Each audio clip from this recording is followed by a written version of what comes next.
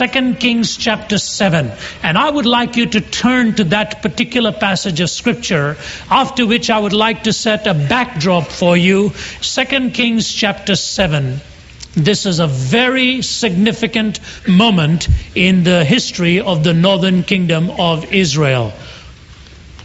The story is taking place in the mid-800s before Christ. What I'd like to do is read the passage for you, set a panoramic backdrop into which I want to bring this context and text. Now there were 4 men with leprosy at the entrance of the city gate. They said to each other, "Why stay here until we die? If we say we'll go into the city, the famine is there and we will die. And if we stay here, we will die. So let's go over to the camp of the Arameans and surrender. And if they spare us, we live. If they kill us, then we die." Quite a choice, isn't it? 3 out of the 4 means we're had it, and the 4th means we'll have to find pity from somebody.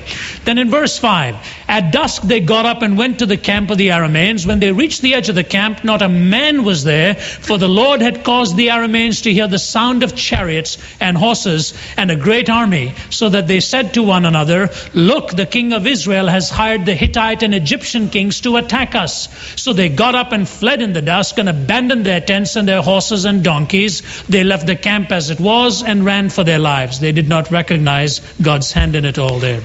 The men who had leprosy reached the edge of the camp and entered one of the tents. They ate and drank and carried away silver, gold, and clothes and went off and hid them. They returned and entered into another tent and took some things from it and hid them also. Then they said to each other, "We're not doing right. This is the day of good news, and we are keeping it to ourselves. If we wait until daylight, punishment will overtake us. So let's go at once and report this to the royal palace." It is only God who in such an extraordinary setting could find the answer from the mouths of 4 lepers. How marvelously he works in his own ingenious way to bring about a solution in a tragic situation. Let me read for you from the paragraph of a letter penned nearly half a century ago. It was written by the wife of C.T. Studd, the famed English missionary. Charlie Studd, as he was popularly known, was a renowned English cricketer.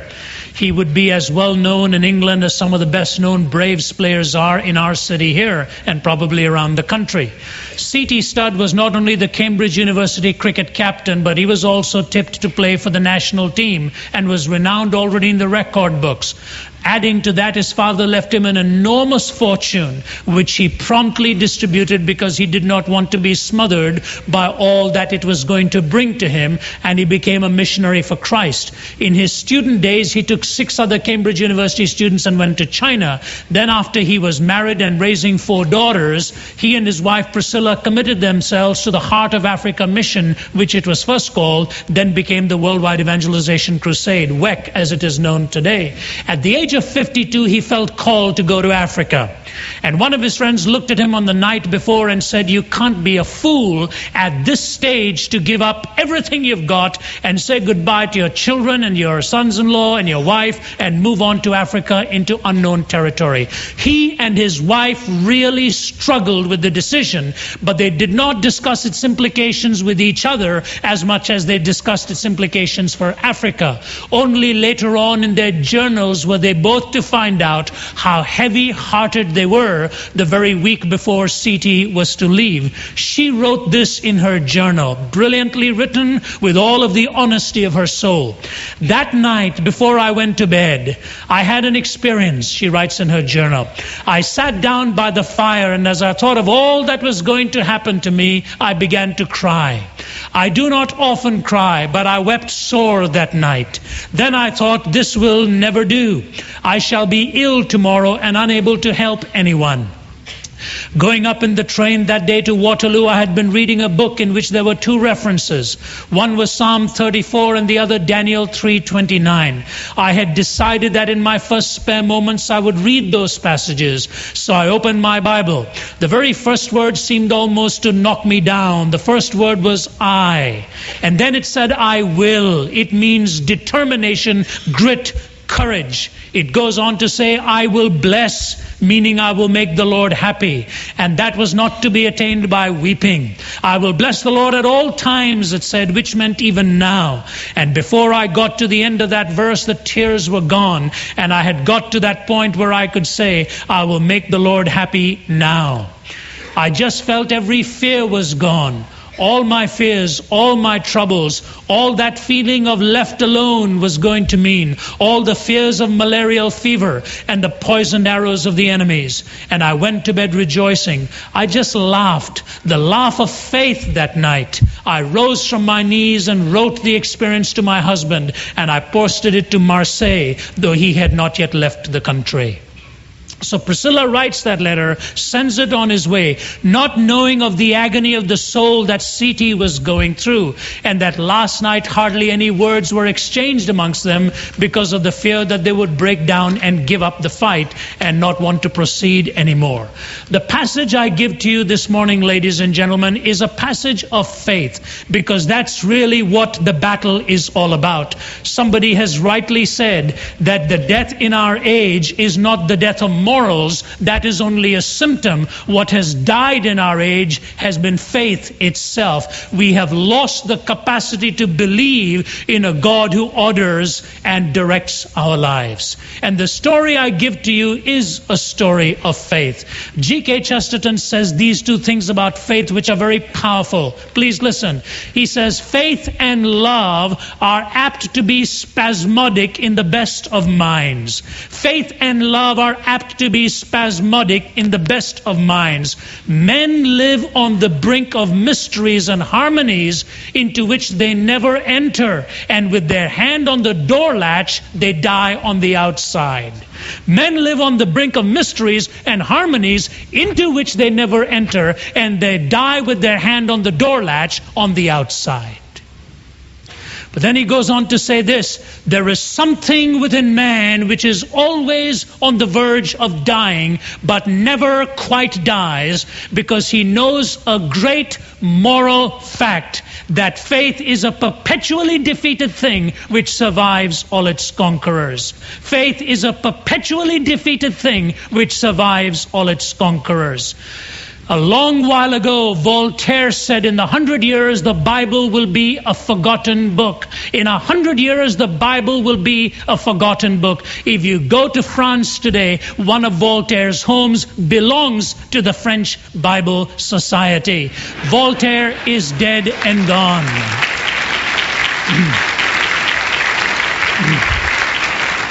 The Bible seems to have a sense of humor as it rises up to outlive its pallbearers. And I think that is pretty clearly stated. What I want to present to you then is a story of faith and a story of courage, because against all odds, but with good reasoning, against all odds, but with good reasoning, 4 lepers were able to rescue an entire city and a nation from destruction. What is the backdrop? If you were to go back to 2 Kings chapter 6, and I encourage you to read it if you get some time to do so today, there is possibly not a darker moment in Israelite history. And I say that deliberately. There is possibly not a darker moment in Israelite history. Everything had gone wrong during this famine, and they had degenerated to some of the most dastardly expressions of human depravity. And if you read 2 Kings 6, you'll know exactly why I have used such strong words to express what had happened. The king had become powerless. He couldn't do anything against the thousands that were dying as he witnessed all that was going on. And he walked around the city walls and saw the dissolution, saw the decrepit state, and he asked to see Elisha. He almost wanted to take God on and try to threaten God that if he didn't act, he would sort of rob him of the privilege of his own soul. That's the way things were. But you will notice, and please listen to me, at many of the darkest moments in history, from the church you will see the brightest light shining. At many of the darkest moments in history, from the church you will see the brightest light shining. I was thinking earlier on this week with this question in my mind, if it were possible for one human historian to live across time, Please hear what I'm saying now. If one human historian were to live across time, across all of the ages that have ever existed, and be given the privilege of chronicling all that was happening, I wonder if he would die of shock, monotony, or boredom. I don't know.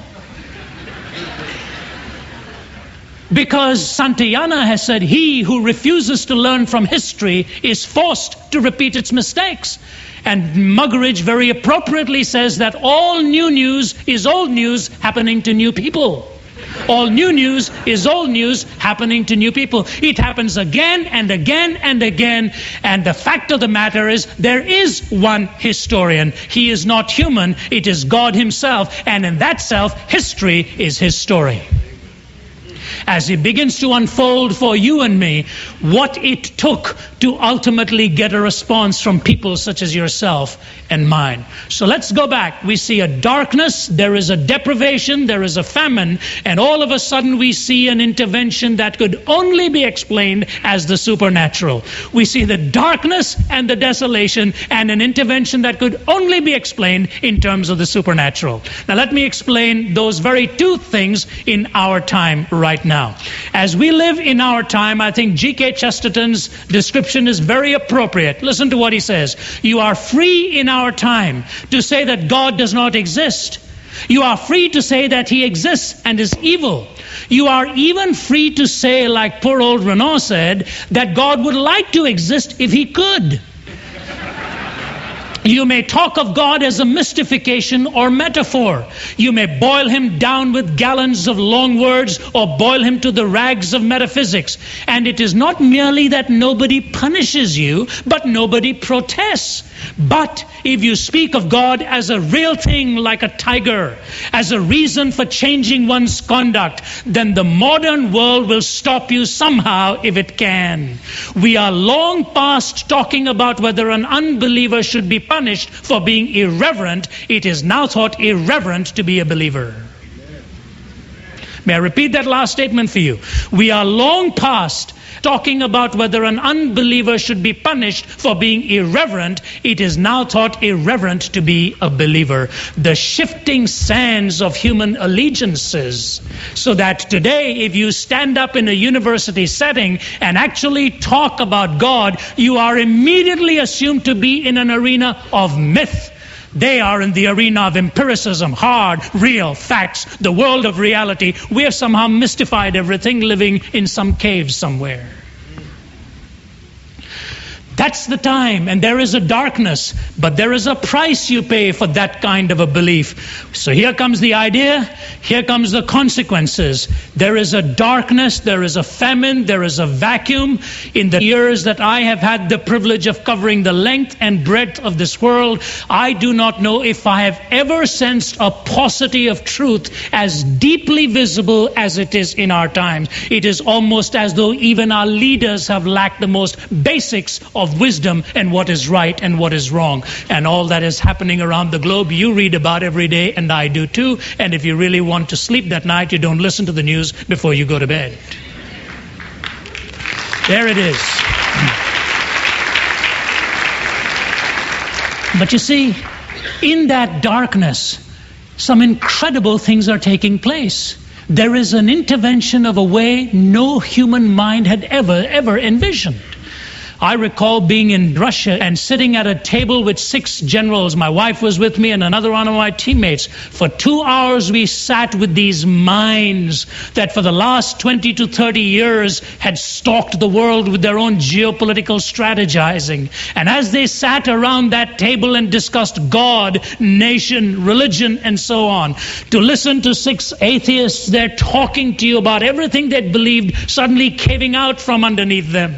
And then as we were leaving, the head shakes hands, bidding us goodbye, and grabs my hand and says, Mr. Zacharias, somehow I am convinced that what you have come to say to us is the truth, but after 70 years of believing a lie, it is so hard to change. Who Who would have envisioned these men with all of their medals sitting with an unknown preacher around a table asking him what plan could be for a nation like that about restoring the concept of God? Because you see, please hear me, when Stalin came into power in his time, he used to be a seminary student, gave up his faith in God, and then wanted to obliterate religion. One general said to my wife and me over dinner one night, he said this: when Stalin and Lenin put this nation together and formed the infrastructure, I'm quoting him now, and formed the infrastructure, they were convinced that no human being could ever be able to destroy it. Imagine. They were absolutely convinced that no human being, no human ingenuity could bring that infrastructure down. Well, it has come down. How are we going to explain it?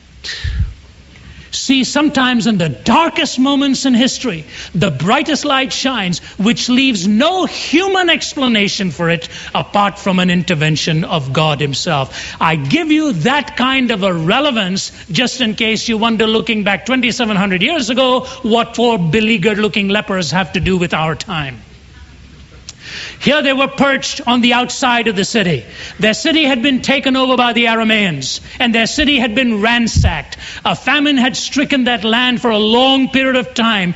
They had somehow gathered all the food they could, and now they were on the verge of death. And these four lepers preceded Aristotle. But if Aristotle had read about these four lepers, he would have built his logic on their system, because their logic was impeccable. This is what they said: if we stay here, we're going to die. If we go into the city, there's no food, we're going to die. If we take too long in the making of a decision, we're going to be dead boys too. There is only one possibility, that somehow we go in there and through some stroke of unexpected fortune, food is given to us by the Arameans taking mercy on us. They had four possibilities. Three resulted in death. One was a slender possibility where somebody would feed them. So they said, fellas, the logic is clear. Major premise, we're dying. Minor premise, one option. Conclusion, let's go. All right, very straightforward. Very solid Greek thinking here from these four lepers. And so they begin to go. And you know why? There were three decisions they made that changed their nation. The first was they had nothing to lose. They knew they had absolutely nothing to lose. Bertrand Russell had a half-truth. He said all religion is born out of fear. Absolutely not true. No more than all irreligion is born out of fearlessness. I've met a lot of people who are very irreligious and have a lot of fears at the same time, you see. All religion is not born out of fear, but I'll tell you what, all conversion is born out of a recognition of your bankruptcy. That's why blessed are the poor in spirit. Unless you recognize your own bankruptcy, you will never really move towards the direction where some other source can fill you rather than your own. Only when you look inwards and realize it's hopeless will you ultimately turn to the giver of life. When you see the bankruptcy, when you see the helplessness of your own being, that's when you turn. So there it is. They saw that they had absolutely nothing to lose. I have a cute little story to tell you on this. My wife and I were in Thailand several years ago, and we were sitting in a hotel lobby talking to a missionary and his wife there. And they were telling us of all their experiences until they came to this. You see, one of the missionaries in that denomination had a few days before that been attacked by a burglar who'd broken into his home. And the missionary was a big, strong man, challenged the burglar in the kitchen. And the fellow just took a butcher knife and just basically just about sliced off his throat. His life was in danger. They didn't think he was going to live. He has recovered but lost his voice because of the damage suffered to the vocal cords there. In the backdrop of this, a few days later, Nils and Ada were sound asleep in the second-story home in Bangkok when they heard somebody breaking into the home. And they had a setting where across from their bedroom were their two little girls soundly asleep in their room. And Nils didn't know what to do. And as he kept listening carefully, he and Ada had awakened up. They were wide awake, aware of this with the lights still out. Then they heard footsteps coming up the stairs. And he thought, what am I going to do now? His only hope was, God, please let him not go into my girl's room. But if he comes in here, I don't know what I'm going to do. So the burglars, sure enough, made the turn into Nils and Ada's room, and they were wide awake, accustomed to the dark. They could see him coming, blade in hand and all of that. And as he made his approach right to the side of Nils, who's a wiry man, do you know what he did? He said, I don't even know how it happened. He said, I suddenly thought of the time I was a teenager many years ago, and I played the part of a North American Indian in a play where I had to give the Indian war cry.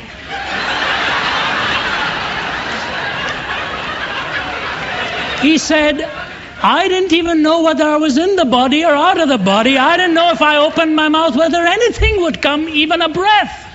He said, I opened my mouth and let fly that blood-curdling war cry. This poor fellow didn't know what unearthly sound he was up against by a bed here, whether it was some animal in trouble. So he tore down the stairs, jumped through the window panes, and is gone.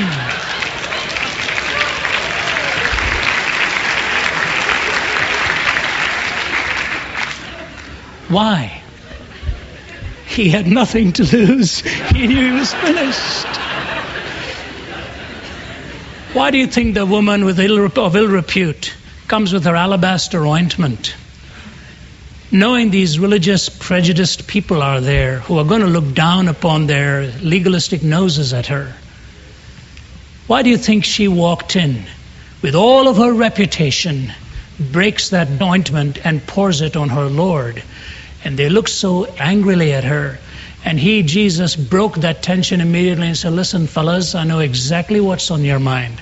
Let me ask you something. If a person was indebted for 50 and a person was indebted for 500 and both were forgiven, who do you think would be more grateful? Simon had his logic right. He said the one that had 500 to repay would feel it more. He said, Simon, you're looking at her. She had absolutely nothing to lose. And ladies and gentlemen, it is only then that you and I have ever moved before God. Here they were perched on the outside of the city. Their city had been taken over by the Arameans, and their city had been ransacked. A famine had stricken that land for a long period of time. They had somehow gathered all the food they could, and now they were on the verge of death. And these four lepers preceded Aristotle. But if Aristotle had read about these four lepers, he would have built his logic on their system, because their logic was impeccable. This is what they said. If we stay here, we're going to die. If we go into the city, there's no food, we're going to die. If we take too long in the making of a decision, we're going to be dead boys too. There is only one possibility, that somehow we go in there and through some stroke of unexpected fortune, food is given to us by the Arameans taking mercy on us. There were three decisions they made that changed their nation. The first was they had nothing to lose. They knew they had absolutely nothing to lose. Why do you think the woman of ill repute comes with her alabaster ointment? Knowing these religious, prejudiced people are there who are going to look down upon their legalistic noses at her. Why do you think she walked in with all of her reputation, breaks that ointment and pours it on her Lord? And they looked so angrily at her. And he, Jesus, broke that tension immediately and said, listen, fellas, I know exactly what's on your mind. Let me ask you something. When I came in here, Simon, you didn't give me a kiss. You offered me no water. She has poured her most precious ointment and is wiping it with her hair, showering my feet with kisses, as it were, taking her glory, bringing it before the feet of our Lord. And he says, Simon, let me ask you another question. If a person was indebted for 50 and a person was indebted for 500 and both were forgiven, who do you think would be more grateful? Simon had his logic right. He said the one that had 500 to repay would feel it more. He says, Simon, you're looking at her. She had absolutely nothing to lose. And ladies and gentlemen, it is only then that you and I have ever moved before God. Karl Barth, whom I don't quote often at all, I'm not sympathetic to his theology, but Karl Barth made one very profound comment. He said, sin scorches us most only after it has come under the scrutinizing light of God's forgiveness and not before. Think about that. Sin scorches us most only after it comes under the scrutinizing light of God's forgiveness and not before. You see, the closer you get to the holiness of God, the more you feel the weight of how unholy you and I are. And in that bankruptcy, we came to him for cleansing. And here there's a famine in the land, there's an emptiness in the shelves, and these 4 boys says, we've got absolutely nothing to lose, let's move on. And they move in the direction of that city. In the meantime, with the dismal situation, God had intervened. Human beings could not have solved it. God had intervened. A strange sound was made in the city. The Arameans thought the Israelites had mounted an enormous army that they could not contain. So with their tents filled with food, the Arameans took off. They just fled, and they were gone in a completely different direction. And these 4 boys come in, go into one tent. They say, I don't believe it. There's nobody here. And there's all this food. Come on, boys, guzzle. And they go to it. They take enough of it. Now thinking possibly like the bear who says there will not be enough for the winter type of thing. Let's go to the next tent and keep eating too. And let's take the gold and silver and stash it away. Someday we may need it. They go into the next tent. They're involved in a tremendous partying mood till one of them ruins the party and says, wait a minute, I don't think this is right. There are thousands out there who are still in the famine we were in a short while before.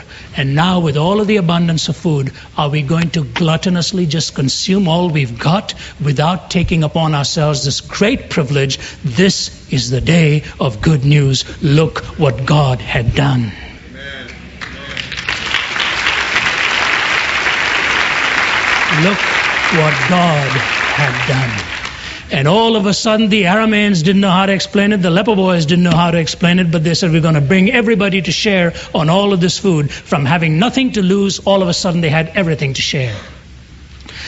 You know, Lou Little, the famed American football coach for colleges, in his memoirs tells a magnificent story. He tells the story of one of his prized young college students who was a man of great character but was never going to make the first stringers because the man playing in his place was always a greater star. But he would watch this young man he liked, although was never part of the first stringers. He would watch his character, watch his discipline, and grew to love the young fellow. He'd watch him from a distance because every now and then this young chap would have his father over visiting him, and he would see the father's arm in this young man's arm, and he'd be explaining all the beautiful buildings and the paintings in the building there. And Lou Little wanted to go and meet this man's dad, but he felt their fellowship was so close, their love was so deep, he did not want to intrude.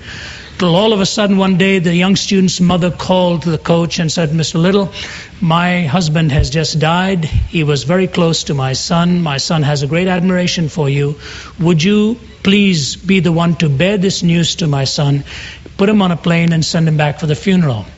Little went through that difficult time, helped him onto a plane. A few days later, the young man came back on the day of a game and he says, Coach, I've never asked you to do this for me before, but would you let me play today's game? And the coach was reluctant because he'd be displacing a better player. He said, look, if I'm not the best player on that field, you can just be through with me. You don't have to keep me on this team. So the coach gave him that chance, and he just played the most brilliant game of his life, outshone everybody on there. And at the end of the game, the coach put his arm around him and said, you played this for your dad, didn't you? He said, yes, coach, but it goes even more than what you may realize. He said, you see, coach, my dad was born blind. And this is the first time he was going to see me play. Granted, to the philosopher or the rigorous theologian, it may be romantic idealism, but there is one historian who does see it, doesn't he? In fact, the Apostle Paul says, eye hath not seen, ear hath not heard, neither have entered into the heart of man the things which God had prepared for them that love him. In other words, human language is beggared when you talk about what the concept of heaven is really like, that God has prepared for us. Chesterton has a powerful quote. I won't go into the details for you, but in his book Orthodoxy, on the last page, he raises the question of why it never tells us Jesus laughed in his earthly ministry.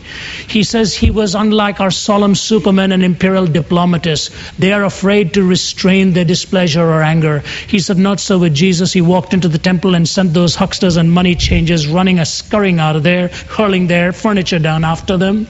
Jesus did not restrain his anger there when he said what they'd done to his house. He says, many like to hide their tears. He says, not so with Christ. He wept at the sight of his city. He wept at the sight of the death of a good friend of his. He did not hide his anger. He did not hide his pathos. He says, but I seem to think there was one thing he did hide from us. He said, I'll call it a thread of shyness. He says, and maybe when we get to heaven, we will find out that what he really hid from us was his mirth. What he really hid from us was his mirth, because there is no human analogy to fully describe the mirth that is that of heaven itself. I say to you, how rich, how treasured is our possession. In Forbes magazine, about 10 or 11 leading thinkers in the world were asked to write an article, many of them Nobel laureates. And here's the article they were asked to address in a title, Why Are We So Unhappy? Did you hear that? 75th anniversary of Forbes issue, Why Are We So Unhappy? Leading thinkers like Saul Bellow and Paul Johnson, the historian from Cambridge and so on, writing about particularly the Western world, America even more specifically. Why are we so unhappy? And all of them agreed on one thing. It had nothing to do with economics. It had everything to do with the loss of a moral and a spiritual center. And listen to what Peggy Noonan says about going back into many years ago. She's written it so well. This is a writer, a speech writer. She says, Auden called his era the age of anxiety. I think what was at the heart of the dread in those days, just a few years into modern times, was that we could tell we were beginning to lose God, banishing him from our scene, from our own consciousness, losing the assumption that he was part of the daily drama or its maker. And it is a terrible thing when people lose God. Life is difficult and people are afraid, and to be without God is to lose man's great source of consolation and coherence.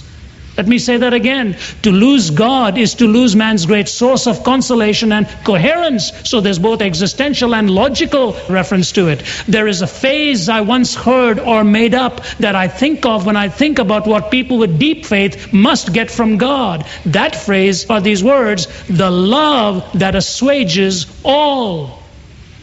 The love that assuages all. It is the love that satisfies every yearning. It is the love that fulfills every longing. It is the love that mere physical food can at least at best just find an analogy, but it is a love that satisfies to the deepest resources. That's what we get from God.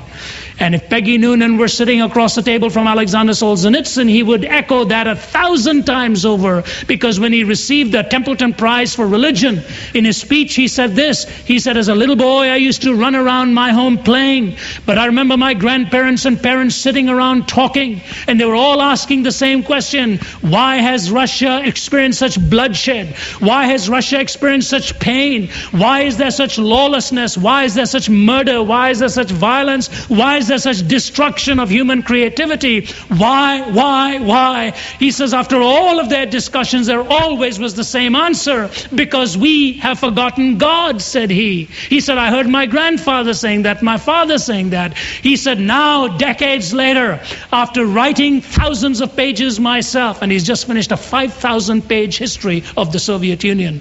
He says, after reading thousands of pages, after receiving all these prizes, if men were to stand before me and ask me the question, why are we in the state that we are with violence and lawlessness? He says, my answer would be the same. It is because we have forgotten God.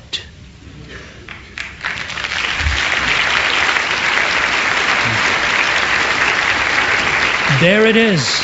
You see, ladies and gentlemen, even 4 beleaguered bodies could look at the wealth that was before them and say, look, this is not right. We better go and share the good news. So with nothing to lose and everything to share, they had a world to confront. With nothing to lose and everything to share, they had a world to confront. Can you imagine in the royal palace, 4 crawling bodies come to say, I know where you can get filled? God does have a strange way of making sure that nobody ever takes the glory for creativity. C.S. Lewis says there's no original thinker. We all are just plagiarists in different forms, he said. And here it is. It was no doubt that there was no way the Arameans provided for it. Those boys had taken off. There was no way the lepers did. They were so ill themselves. And yet there was all of a sudden an abundance. But you see, please hear me, there's something fascinating that preceded this context. When Elisha had been called to the palace and said, look, in a day God is going to turn this thing around, we'll have all the food that we want. The man on whose arm the king was resting looked at Elisha and basically said, nonsense. He said even if God were to open the heavens, he would not be able to provide the need that we have in this city. So here come these 4 men to tell the king, and the king is leaning on that person's arm. Guess what happens? Everybody goes, including the king. But the fellow on whose arm he was leading didn't go because he lacked the faith. And he was trampled underfoot as the masses went. Yesterday, I love to listen to debates because you don't hear anything new, but you just want to make sure they've not come up with anything new. So I was listening to this debate. I think it was a Penn State professor. Forgive me if I've got the wrong man, but I'll give you the name. His name is Shapiro, brilliant scientist, supposedly published in many, many journals. And he's debating Walter Bradley of Texas A&M, and they're talking about the origin of life. Shapiro talking about science, and Bradley, a scientist, talking about how only God can explain the information that we have in all that we have. And Shapiro starts off by making 2 comments. Number 1, he starts off by saying that what the scientific method is, and number 2, that the scientific conclusion is always open to change. How do you like that? First, you've already sort of preloaded yourself, stacked the deck so that you're saying this is the only thing that we will accept as true. And then number 2, if we accept it as true, that does not have to have the burden that 10 years from now we still say it is true. In other words, we can be like the weather reporters. We can keep changing whatever we want. How fascinating. But then in the end, of course, he says, we have no explanation for the origin of life. We have no explanation for the origin of life. But hang in there. Hang in there. Maybe in this century we will find it. And find it we will, as Stephen Hawking says from Cambridge. But listen, he's already said belief in God is unscientific. What he's trying to say is, we will only accept an answer that has already blocked him out from the paradigm. Nothing good can come if the will is already wrong. They have stacked it. They basically said our answer is going to have to come from outside of God, because belief in God is not a scientific proposition, it is a mythological one. That he uses the word myth, tries to define it in various ways, but puts religion in the category of myth. And therefore there are many along the way who will say, I don't believe it, I can't believe it. And so, as we look at our world, we see the men on whom the king leans, and we say, it's not working. The universities have jettisoned him, and so on and so forth. But have you forgotten the masses that are running at the voice of the lepers and coming in the tens of thousands and saying, where is this? Where is this? Show us how we too can be full. Look what God is doing, you see.